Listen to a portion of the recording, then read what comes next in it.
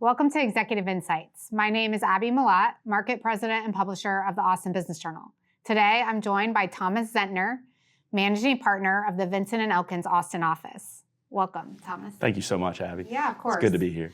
So you've been with Vincent & Elkins for your entire career. Tell us a little bit about what drew you there from the start and what sets the firm apart. Sure. So I graduated from the University of Texas at Austin for undergrad and both for law school. And I started out as an undergrad in both business honors and finance, so I knew I wanted to have some sort of corporate transactional background. Sure. And once I graduated from law school, I kind of looked at the corporate landscape, and I wanted a firm that had, Texas roots, a great culture amongst its lawyers, but I also wanted, the sophistication. If we got out of law school, you think you might want to go to each of the coasts for the sophistication of the deal work. Sure. But I found that V&E in particular had the combination of both. I had just incredible people to work with, but the sophistication of the deal flow we were working on was as strong as any other international and national firms. That's great. So what goals do you have for the office?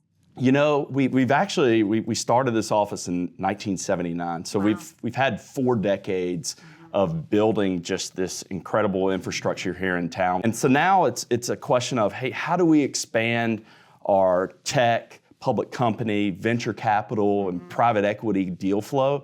And we really just want to be focused on those big ticket deals that are this area is just providing for the firm. So what's your outlook for your practice area and the firm for 2025? I'm very bullish. So we've got a lot of things going our way.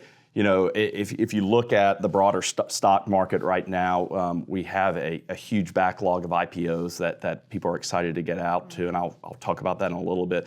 But I think you have, from a federal level, you have a lot of deregulation coming with the new administration. So I think our M&A group is really excited. There's quite a few deal inquiries already going on to start the year. So I think this is going to be a record year for M&A. The broader environment with higher interest rates is starting to settle in. And so the beginning of this year, we've already seen quite a bit of finance activity, particularly in the bond market. But hitting on the actual equity capital markets, we had an IPO conference this past fall. We're at the Indeed Tower right across the street from you all. And we had a collection of investment bankers, public company executives, some of the stock exchanges. They all gathered at our office, and we're going to talk about the year of 2025. And I think it was a resounding kind of optimism that the second half of this year is going to be kind of when a lot of the IPO markets are going to reemerge. How about some potential growth areas for Austin, Texas as a whole, kind of next year as we get through and even beyond? Yeah, some of these kind of tailwinds that we're riding right now in Austin and in the state, really focused on the tech and energy sector right now. If you think about the AI and the data center boom that's coming to this state and the nation in general, I think this area is really poised to take advantage of that.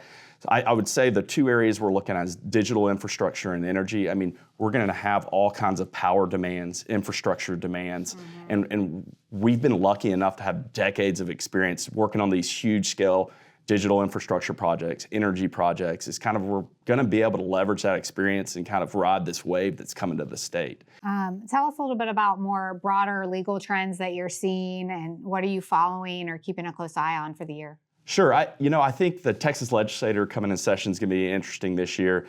In particular, we've heard that they're earmarking $5 billion for the Texas Energy Fund. I mean, everybody knows we need to upgrade a lot of our energy and utility infrastructure that's going on. So I think that's going to be interesting to follow.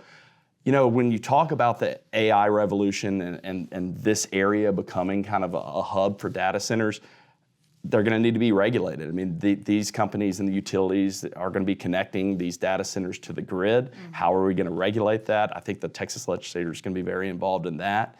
I think there's going to be a lot of demand that we are going to be able to capitalize on. Good. Yeah, lots of exciting things to come for sure. Absolutely. We're very excited and bullish for this year. Good. Well, I appreciate you taking the time to join me and chat with us today. It's a pleasure. Yes. I hope you will join us on our next Executive Insights.